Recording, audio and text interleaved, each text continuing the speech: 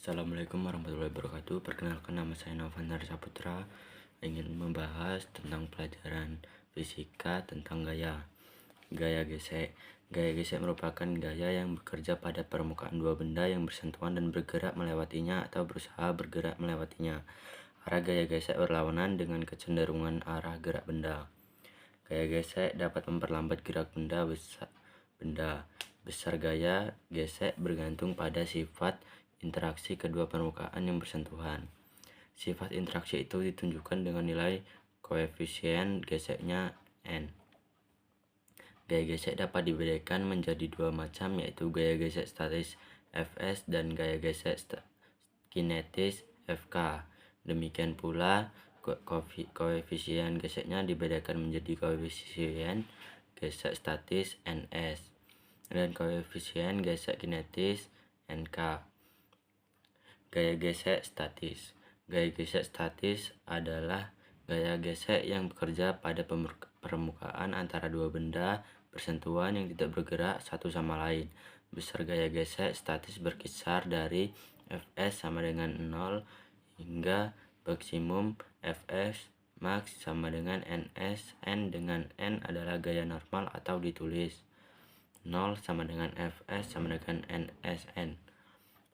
Sebuah benda di atas meja ditarik dengan gaya F. Benda belum bergerak jika besar gaya F tidak lebih besar daripada gaya gesek statis maksimum.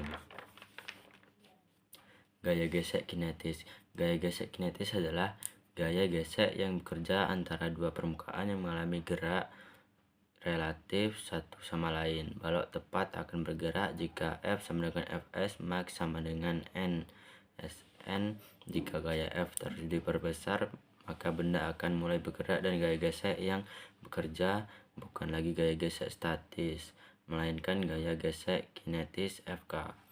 Besar gaya gesek kinetis dirumuskan dengan Fk sama dengan Nkn.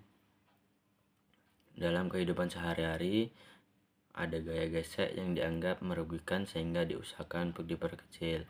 Misalnya, gesekan antar komponen mesin yang menyebabkan bunyi berisik dan komponen mesin cepat aus. Gesekan antar komponen mesin dapat diperkecil dengan menggunakan pelumas atau oli. Gaya sentripetal. Seperti yang telah dipelajari pada bab tentang kinematika, bahwa benda yang bergerak melingkar akan mengalami percepatan yang arahnya menuju pusat lintasan.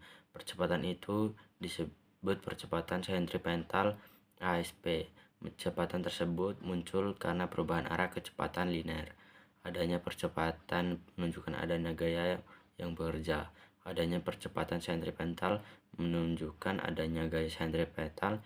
Jadi gaya sentripetal adalah gaya pada benda bergerak melingkar yang arahnya menuju pusat lintasan. Besar gaya sentripetal Fsp dirumuskan dengan Fsp sama dengan MASP. Jika kecepatan linear benda yang bergerak melingkar adalah V, kecepatan sudutnya W, sedangkan jari-jari lintasan R, maka gaya sentripetalnya dapat juga dirumuskan dengan Fsp V pangkat 2 per R atau Fsp sama dengan W pangkat 2 R. Dalam pembahasan gerak melingkar sering juga dibahas gaya sentrifugal, yaitu gaya pada benda bergerak melingkar yang arahnya satu keluar menjauhi pusat lintasan. Gaya sentrifugal tidak nyata, gaya (gaya semu), karena hanya merupakan efek atau reaksi dari gaya sentripetal. Kemudian saya akan membahas sudut-sudut istimewa. Terdapat 3, yaitu sin, cos, tan. 0 derajat di sin yaitu 0, dan di cos yaitu 1, dan di tan yaitu 0. 30 derajat di sin terdapat 1/2, di cos 1/2 akar 3, di tan 1/3 akar 3.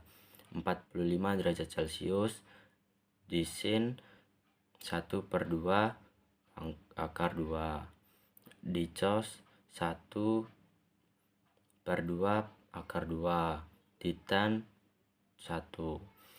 60 derajat. Di sin terdapat 1/2 akar 3. Di cos terdapat 1/2 dan di tan akar 3. 90 derajat.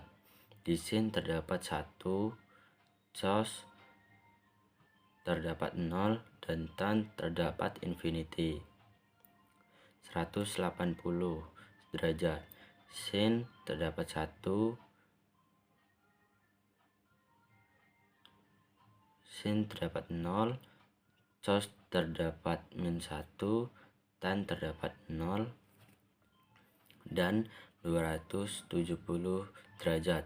Sin terdapat -1, cos terdapat 0, dan tan terdapat infinity. 360 derajat.